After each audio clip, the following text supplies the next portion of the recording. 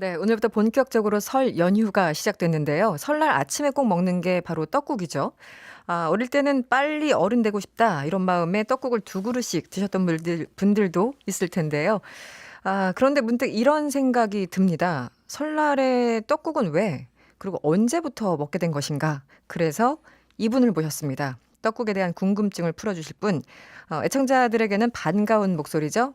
황교익 맛 칼럼니스트 나와 계십니다. 어서 오세요. 안녕하세요. 황교익입니다. 반갑습니다. 네, 반갑습니다. 그리고 원래 황 선생님만 나오시는 줄 알았는데 한 분이 더 나오셨어요. 굳이. 네. 신유진 변호사 네. 어서 오세요. 네, 안녕하세요. 네. 제가 황교익 선생님 너무 팬이어가지고 네. 네, 같이 좀 나오고 싶다. 네, 네. 즉석 섭외를 또.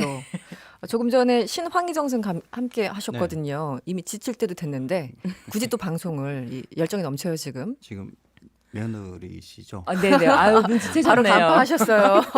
집에 가면 좀 안 되는 이유가 있어요. 네. 팬방입니다. 네, 별밤까지 하는 것으로. 네, 알겠습니다. 새해 복 많이 받으시고요. 그런데 황 선생님 같은 경우는 지금 자유 한식당 총재를 맡고 계십니까? 네, 예, 자유 한식당. 그 김용민 PD가 네. 저한테 붙여준 건데, 네, 그 황교안 대표가 자유한국당 네, 네. 대표로 이렇게 자리를 잡으면서 저하고 이름 하나만 끝자리만 다르잖아요. 황교안, 황교익. 좀 헷갈릴 때가 있어요. 네. 그래서 많은 분들 헷갈려하고 그러시니까 네. 기왕이면 그러면 저보고 자유한식당을 네. 창당을 해서 총재로 네, 네. 있는 게 어떠냐. 그래서 총재를 맡게 되신. 네, 그 앞치마도 있어요. 자유한식당. 그렇습니까? 앞치마. 예. 나중에 한번 절찬리 팔리고 있습니다. 어떤 디자인인지 굉장히 궁금한데요. 빨간색이에요. 그래요? 빨간색. 한번 미래 찾아보겠습니다. 한식당도 있나요? 그래서 제가 며칠 전에 SNS 쓰신 글을 보니까 자유 한식당이 미래 한식당을 준비하고 있다 이렇게 쓰셨더라고요. 네, 굉장히 좀 준비하고 바쁘신 것 같아요. 이건 또 뭔가요? 미래 한식당은? 뭐 총선 대비를 저도 해야죠. 그래서 네, 아우, 바쁘시겠다. 네. 정말 그래서- 바쁘신데요. 비례를 네, 위해서 비례를 위해서. 예, 아, 미래 한식당도 지금 준비하고 있습니다. 네. 아직 당원 가입을 안 해가지고 네. 한 명도 없어요. 당원이 한 명도 없어요. 네, 자유한식당도 저 혼자 총재고요. 혼자 총재고 당원은 없고. 그래서 미래 한식당은 또 누구를 총재로 하면 시킬까 그걸 좀 이제 보고 네. 있어요. 저는 주방 보조를 하겠습니다. 일단 그 명단에 신유진 변호사 한번 올려 보시는 건 어떤가 한번 검토 부탁드리고요. 검토하겠습니다. 네, 오늘 우리가 알아볼 주제가 떡국입니다. 네, 떡국 좋아하십니까? 좋아하죠. 좋아하십니까? 네, 네. 신유진 변호사도 떡국 좋아하세요? 저는 떡국은 그닥 이렇게 많이 좋아하는 편은 아니에요. 그러신 분들도 꽤 계세요. 네, 네. 네. 그런데 그러니까 어렸을 때부터 그냥 그런. 네. 그래서 오늘 한 수 배우려고 오늘 제가 한 수 왔습니다. 배우려고. 네. 네. 뭘 배우시려고? 떡국 맛있게 끓이는 법 떡국에 이런 대한 거. 모든 것. 네. 네. 그러면 황교익 칼럼니스트는 그 떡국 좋아하신다고 하는데 혹시 끓일 줄도 아시나요? 제 영역의 일이 아니라서 네. 끓이는 방법에 대해서는 제가 말을 그 요리사분도 요리하는 거니까. 먹고 사셔야 네. 되잖아요. 제가. 기법이 따로. 그렇죠. 영업 그래서 비밀. 네. 저는 먹는 역할이지 먹는 역할. 요리를 하는 역할은 아니거든요. 맛있게 드셨던 떡국이 특별히 어떤 부분 뭐 이런 거 집어주실 건 없나요? 없어요. 다 맛있어요. 떡국은 맛없게 끓일 수 있는 게 별로 없어요. 그렇습니까? 네. 떡국은 그 맛없었던 떡국이 있었나요? 있었어요. 평생에? 전 많았어요. 그래요? 네. 어떤 저희 어머니가 해주신 건 정말 맛있었는데 네. 가끔 이제 외부 나가서 먹는 떡국이 있었거든요. 네. 그런데 별로 맛이 없더라고요. 그러니까 그 떡에 간이 잘 안 뱄다고 할까요? 뭐 그런 느낌? 그 아예 가래떡을 만들 네. 때의 문제이거든요. 사실 떡의 떡방앗간에서 보면 네네. 그 떡을 찔 때 이게 쌀을 갈 때죠. 그때 네네. 이게 소금을 조금씩 이렇게 넣거든요. 근데 그 소금의 양을 적절하게 잘 쓰시는 분도 있고 사실 그렇지 않은 분이 그게 있는데 포인트일 수 있군요. 네. 그 소금 조금 들어가면 떡의 단맛도 살고 간이 약간 있으니까 싱겁지 않고 네. 그거 괜찮거든요. 네. 아마 떡방앗간을 잘못 선택한 거죠. 그거는 그런가요? 솜씨가 모자란 게 아니라 대부분의 떡국은 맛있어요. 소금이 들어가는지 저 지금 처음 알았네요. 떡에 들어갑니다. 죄송합니다. 네. 본격적으로 저는 사실은 이게 궁금하긴 했어요. 왜 새해 시작되면 밥을 안 먹고 꼭 떡국을 먹는 것인가? 아, 네? 왜 그런 거죠? 이 이야기 하자 그러면 굉장히 긴데 네, 길게 하십시오. 네, 네. 길게 괜찮습니까? 네. 우리가 밥을 주식으로 삼잖아요. 네. 밥은 언제부터 먹었느냐 하는 것부터 우리가 좀 생각을 해봐야 돼요. 네. 그러니까 밥을 지으려 그러면 먼저 이 가마솥이 있어야 돼요. 철이 풍부해야 네. 가마솥을 만들 수가 그 있거든요. 도구니까 일종의. 네네. 그렇죠. 그러니까 삼국시대만 하더라도 이 철은 칼, 창, 방패, 뭐 갑옷 이런 거나 만들었지 네. 솥을 만들 만큼 넉넉하지는 않았어요. 음. 고려 시대 그것도 한 중기 정도 들어왔어야 집집이 네네. 이 가마솥이 부엌에 걸린다 이렇게 보시면 돼요. 아 그렇군요. 네. 네. 그러면 그 이전에 그러면 무엇으로 곡물 음식을 해서 먹었느냐? 국립박물관에 가 보면 그 삼국시대 그 유물 중에 그 시루가 많이 보여요. 네. 시루. 네. 네. 시루로 곡물 가루를 넣고 쪄서 이렇게 먹었다고 보면 돼요. 그러니까 밥의 시대 이전에 떡의 시대가 있었다. 그렇군요. 이렇게 네. 보면 돼요. 근데 떡을 해 먹는 게 그 예전에 그러니까 우리 머릿속에 한번 상상해 보죠. 뭐 신석기 시대라든지 네. 삼국 시대라든지 이럴 때 그 시루도 그렇게 넉넉하지 않았겠죠.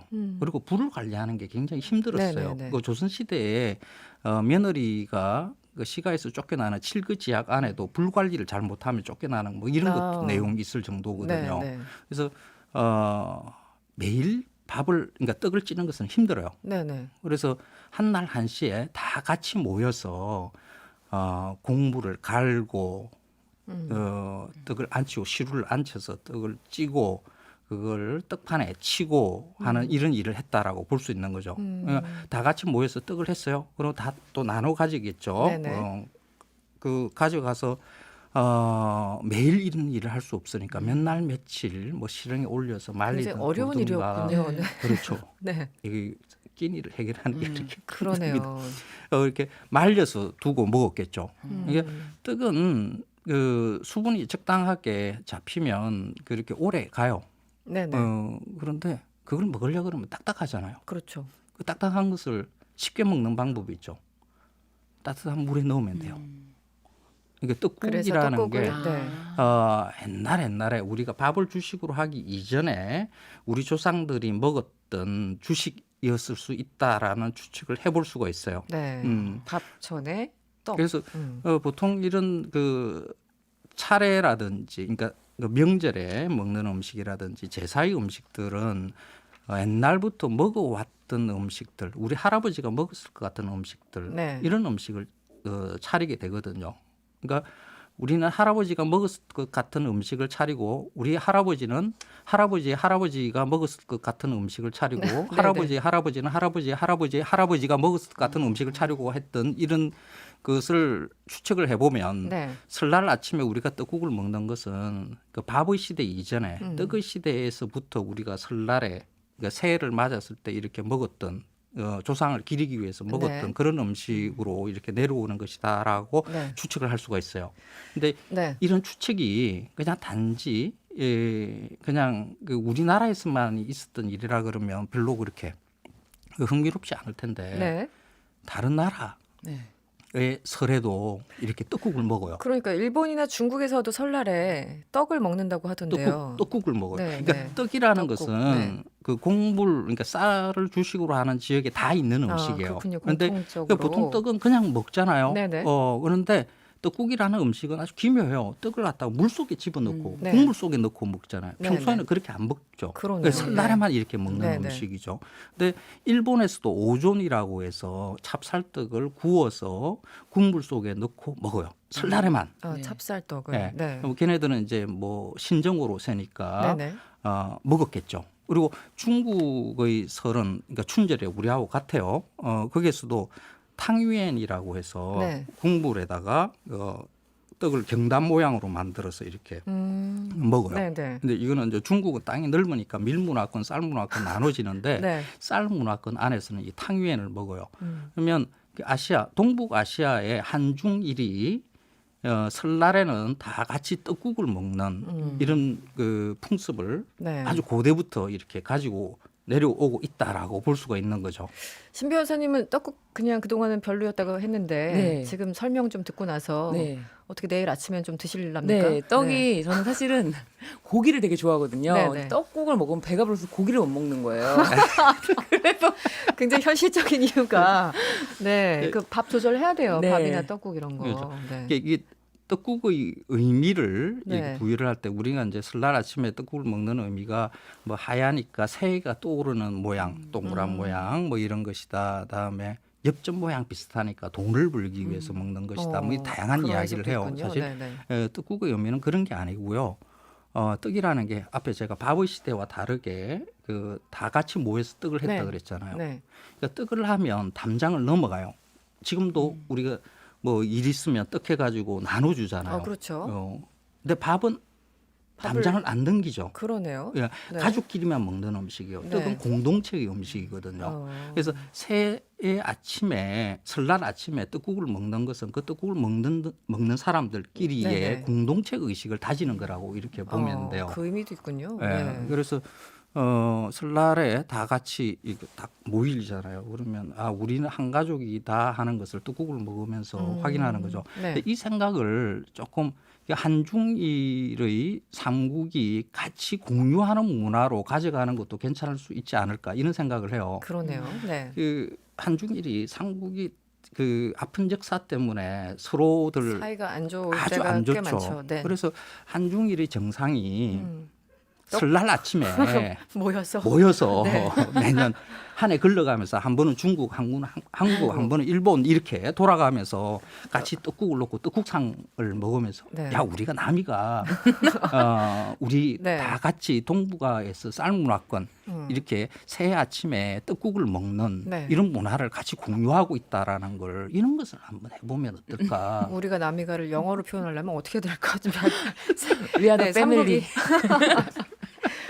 네, 그런데 그 제가 어디서 보니까 황교익 선생님이 설 차례상에는 떡국 하나만 놓으면 된다 이런 말씀하셨어요. 맞습니다. 네, 그냥 정말 덜렁 하나 떡국만 놓으면 되는 겁니까? 그 차례상을 차릴 때 사실 굉장히 부담스럽죠. 올해도 뭐그 기본 농수산물 유통공사에서 발표한 설 차례상 비용. 마련하기 뭐 20몇만 원, 뭐 맞아요, 28만 맞아요. 원인가 이렇게 네네. 나왔잖아요. 이게 근데 그럴 필요가 없어요. 사실 그렇게 차리는 법, 뭐 홍동백선이 뭐 이런 말들이 그 조선의 유교 예법에 네. 그러니까 뭐 가래라고 그래요. 집에서 지내는 애니까 네. 가래의 어느 구석에도 그렇게 차리라는 게 존재하지 않습니다. 옛날 원래 그 유교 전통에서는요. 그렇죠. 네네. 없습니다. 와, 이 방송 되게 널리 퍼져야겠어요. 지금 음식하기 싫은 우리 신 변호사님. 네. 그 유교의 예법에는 이런 것만 적혀 있어요. 계절에 맞춰서 이게 굉장히 중요합니다. 계절에 그러네요. 맞춰 유교도 이게 계절의 변화에 순응하는 삶을 살아야 된다라는 이야기를 계속해서 반복을 해요. 그 맞는 거 아닌가요? 그렇죠. 네. 네. 제철 그리고 음식도 먹고. 네. 각자의 사정에 따라서 가난한 사람, 부자 뭐 다 다르잖아요. 거기에 네. 따라서 그냥 차리면 된다라고 유교 경전애들 다 구구절절이 몇 번씩 반복돼 여러 책에 그렇게 반복되어 있어요. 그러니까 감나라 배나라 한 적이 없습니다. 그런데 그러니까 언제부터 이렇게 푸짐해지고 어떻게 보면 좀 사치스러운 과도한 음식을 차리게 됐을까요? 일종의 양반놀이라고 봐야 되는데요. 약간 과시욕입니까? 그렇죠. 옛날. 사실 차례라는 것은 유교식의 예법이거든요. 네. 그러니까 유교의 질서를 따르는 네네. 유학자들이 그렇죠. 예를 표하는 것이에요. 그러면 그 조선 시대의 유학자들 양반 계급이죠. 네네. 이 사람들이나 그렇게 차례 지내고 이랬지. 뭐 그렇게 많이 차려놓고. 밑에 네. 그 상빈들은 사실 그럴 필요가 없는 거죠. 그럴 수도 없었고요. 네네. 그렇죠. 그래서 그게 조선 말기에 들어오면서 갑자기 원래는 조선 초기에 한 5%? 한 10% 정도밖에 양반이 안 됐어요. 원래 네. 200개국은 소수잖아요. 그렇죠. 네네. 조선 말에 들어와서 다 양반이래. 족보 사고 이러면서 신분 신분이 세탁을 해요. 바뀌면서. 네. 다 그 병력 피하려고 했던 일이거든요. 어. 양반이 군대를 안 가요. 네네. 세상에. 옛날에도 그래서 병역에 민감했군요. 네. 전 세계 어느 나라든지 간에 네. 귀족이 다 군대 가서 이렇게 제일 앞에 총 맞고 이러는 거거든요. 그런데 조선의 양반들은 군대를 안 가요. 아. 지금 우리 상황하고 비슷하죠. 그런 네. 부분. 그 그러니까 다 군적 피하기 위해서 족보사고 양반 행세를 하기 시작한 거죠. 조선 말기 되면 한 70%가 양반이야. 그러다 지금- 보니까 음식까지 같이 커진 겁니까? 지금 네. 우리 대한민국 사람들도 대부분 자기가 양반이라고 생각을 해요. 그러니까 양반들이 해야 되는 일 중에 하나가 차례를 지내는 거예요. 네. 그런데 우리가 차례를 지내본 적이 없어. 양반인 적이 없었잖아요. 그런데 어떻게 지내지? 그래서 남의 집에 가서 봐요. 네. 저렇게 지내는구나. 어깨 그리고 이제 너머로. 그림을 그려요. 네. 예. 야, 배는 왼쪽에 놓고 사과는 오른쪽에 놓고 밤은 어디 놓고 막 이렇게 그려요. 이렇게 네. 그려서 나오는 게 네. 일제강점기 뭐 이럴 때 무렵이에요. 그걸 갖다 가가래라고 이야기를 해요. 그게 1970년대 들어온 1960년대 박정희 정부에 의해서 이렇게 딱 모형이 만들어져요. 이런 식으로 매뉴얼처럼. 자기가. 네네. 그렇죠. 그리고 대한민국 국민들 다 양반놀이를 하게끔 네. 정부에서 이렇게 권장을 한 거라고 이렇게 보면 돼요. 왜 박정희가 왜 그 짓을 했는가 그것도 한번 생각을 해봐야 돼요. 네. 여기서 잠깐요. 네. 4708번님 허례 의식 없이 살아생전에 고인이 파인애플이나 바나나를 즐겨 먹었다면 차례상에 올리는 것도 좋다고 생각합니다. 저는 맞습니다. 찬성. 네. 맞습니다. 뭐 피자에 올릴 수도 있고요. 네. 맞습니다. 김대철님, 황 선생님, 떡국의 고명은 뭐가 최고인가요? 이거 굉장히 중요한 질문 같아요. 그동안 드신 것 중에 뭐 다 맛있었다고 하셨지만, 뭐 고명은 이제 네. 국물하고까지 연결이 되는 네, 거죠. 네, 네. 닭 아니면 보통 소고기 요거죠. 뭐 지역에 따라서는 뭐 굴, 매생이 뭐 기타 등등 많이 쓰기도 해요. 그런데 네. 저는 소고기, 소고기. 신 변호사가 좋아하는 소고기. 네. 양지 네. 잘 그렇죠. 찢어가지고. 찢어서 최고죠. 알겠습니다. 네. 2141번님은 이런 문자 주셨어요. 떡 기술자입니다. 어제부터 오늘 밤 거의 새다시피라고. 아하. 힘드시겠다. 지금 퇴근길입니다. 명절에는 역시 떡이죠. 떡 주제 방송 감사합니다. 네. 신 변호사님, 굳이 남은 우리 신 변호사님. 네. 오늘 한 12시까지 방송하십니까? 저는 근데 떡 네. 얘기를 계속 하다 보니까 네. 갑자기 먹고 유래까지 싶어졌어요. 네, 먹고 싶더라고요. 내일은 또 내일 아침에는 정말 떡을, 맛있게. 네, 고기를 좀 덜 먹고 네. 떡국을 좀 많이 먹도록 네. 하겠습니다. 여기 팬 한 명 생겼습니다. 네, 총재님. 네, 감사드리고요. 이게 사실 이런 그 차례상 문화 네. 이기 때문에 그 명절 증후군 앓는 분들이 아, 많아요. 그렇죠. 네. 사실 지금 그 신 변호사님도 지금 이게 안 가고? 남아 있는 게 안 가고 있는 게 빨리 끝나라 이러면서 그 유교 문화의 전통대로 하자 그러면 네. 제수 마련 이거 그 설상 차례상에 차리는 네네. 음식의 마련은 남자가 하는 겁니다. 네. 훌륭한 방송이네요. 박수. 예, 네. 여자가 하는 게 아닙니다. 네. 원래 유교라는 것은 남성의 핏줄을 예전에는 중심으로 두고 네네. 있는 거거든요. 그래서 그 여성은 원래 차례상에서 그 절도 못하게 하고 뒤로 아예 뺐잖아요. 근처를 네, 못 네. 가게 했다고 하더라고요. 그렇죠. 옛날에는. 못 네네. 오겠죠. 그러니까 여성 여러분들은 지금 이렇게 외치시면 돼요. 전통대로 하자. 전통대로 하자. 모든 거 장보고 음식 마련하는 거 다 남성들이 하고 전통대로 그 간단하게 올리고. 그렇죠. 네. 하지 마세요 음식. 네. 여성 여러분들은 그냥 뒤에 근처도 가지 물러나셔가지고 마시고. 술 한잔 하시고요. 네. 고수도패 이렇게 돌리시고요. 노래방 가시고요. 이렇게 노세요. 남자들한테 다 맡기십시오. 네. 마무리 발언 좋습니다. 네. 지금까지 황교익 맛 칼럼니스트였고요. 옆에 굳이 남은 신유진 변호사님이었습니다.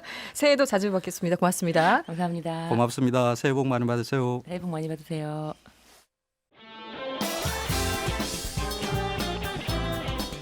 여러분의 퇴근길을 꽉 채워드립니다. 평일 저녁 6시 5분 이승원의 세계는 그리고 우리는